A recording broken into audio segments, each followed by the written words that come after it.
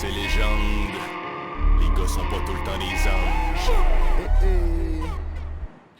R2, le roi des chiens, ambassadeur, des hot fuck ça. Dans les années 90, Saint-Roch, peu importe Vanier, ça jouait rough en calice. Le bon vieux maïs Saint-Roch avec le toit, ça c'était magique. T'avais tellement de personnages quand tu te promenais là-dedans le soir. T'avais la gare des motards, il y avait beaucoup de pauvreté. Comparativement aujourd'hui, ça fait quoi, 13 ans que je suis parti de Québec. Quand je vais au Saint-Roch, c'est des astis de condos de marde. Des beaux restos. Ils ont voulu mettre ça plus pour les riches.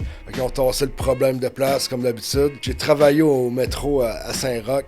Tout le temps des magouilles qui se passaient, là, tu sais. Le monde vendait du pot, de la poudre, des peanuts. Parce que à cette époque-là, on a tout le temps été des chillers. On n'a jamais joué d'attitude de game avec personne. T'sais, on allait se saouler sa rive seule dans le temps du gros fuck avec Limoilou. On allait chiller avec les gars de Limoilou. Ça servait à rien de se taper sa gueule pour nous autres à l'âge qu'on avait aussi, là.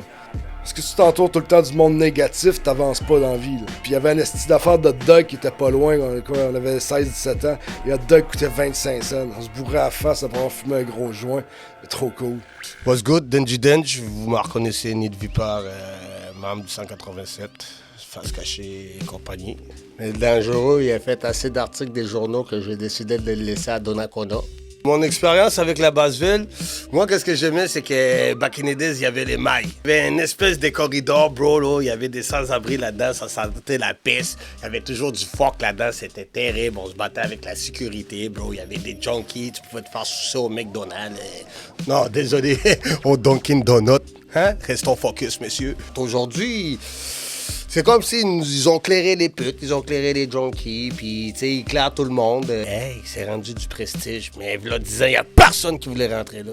À l'époque, où est-ce que moi, je suis parti du bled puis que je suis venu ici, ben déjà là, on était à minorité visible. Les skinheads, man, god damn, ils étaient méchants. Ah, ils étaient méchants. Pour faire une histoire courte, c'est eux autres qui ont créé les Dangereux. Tu vois, qu'est-ce que je veux dire? Back in the days, c'est que c'était très pauvre, puis t'avais pas beaucoup de solutions, là, tu comprends? C'était la violence qui me donnait un droit de parole. Puis je pense que c'est individuel, toutes ces choses-là, parce que tout le monde fait un cheminement dans sa vie. Back in the days, j'ai été influencé par des bandits parce que j'étais à manque de tout, à manque de fric, à manque d'amour, qu'est-ce que tu voudras. Aujourd'hui, les choses ont changé. Je pense qu'on a plus d'outils, la jeunesse elle a plus d'outils. Des légendes de Limoilou. Il y avait l'infrac. Spécialiste de la soufflette, mon gars. Rest in peace, ma dog. Est-ce que tu me manques, toi? Webster, Black Panthers de Québec, bro. C'est notre Mohamed Ali du champ de bataille. Mais la dernière personne, c'est la première personne, c'est ma mère. C'est la légende de ma vie. Alors, faut que je me présente. Mon nom, c'est Charles, a.k.a. Vice de Black Tabou. Band qui s'est formée dans les années 90. Band folklorique. Fait partie du folklore québécois, je crois, maintenant. Black Tabou est descendant de la gang de ULC, qui est une compagnie de skate, qui était une gang de skate dans le temps. Notre chum Jean-Seb avait une shop de musique qui s'appelait L'Importateur. Puis ça, c'était sur de la couronne, au-dessus du Kenny Rogers, c'était un bar dans le temps. On rôdait tout le temps à Basseville, tout le temps dans Saint-Roch. Dans Saint-Roch, dans le temps, il y avait le mail. Le mail était encore couvert. On allait dans le mail au tapis rouge, on s'achetait de l'acide. On allait en dessous du Dunkin' Donut, au bout du mail, il y avait la Styx. Il y avait des buffets là-bas pas chers, des pots pas chers. On allait là, c'était tout plein du monde bizarre. Après ça, Saint-Roch, qu'est-ce qu'il y avait? Il y avait le petit bedon. Ça, c'était plus jeune, par exemple. On allait sortir de la bière. Quand il n'y avait plus de bière nulle part, t'allais au petit bedon, ils te donnaient ça dans un sac en papier brun. Il y avait la taverne royale. On jouait au dé puis on fumait des battes partout. On allait dans les souterrains, ce qui était aussi. On rôdait les toits aussi beaucoup, là. Puis Caillou était en bas, puis j'y vais passer. Hey Caillou! Le Caillou, en 2 secondes, il était rendu sur le toit. Il a monté par le mur. Je sais pas comment il fait, c'est comme un ninja. Là. Les souvenirs sont pas tous clairs non plus.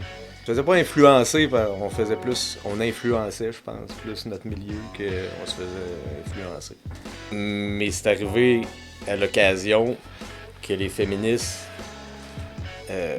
veuillent faire annuler nos shows.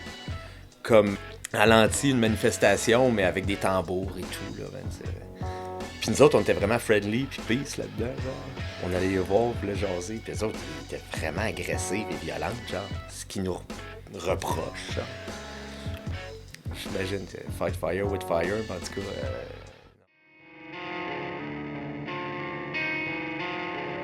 Basseville, c'est légende. Les gars sont pas tout le temps des anges.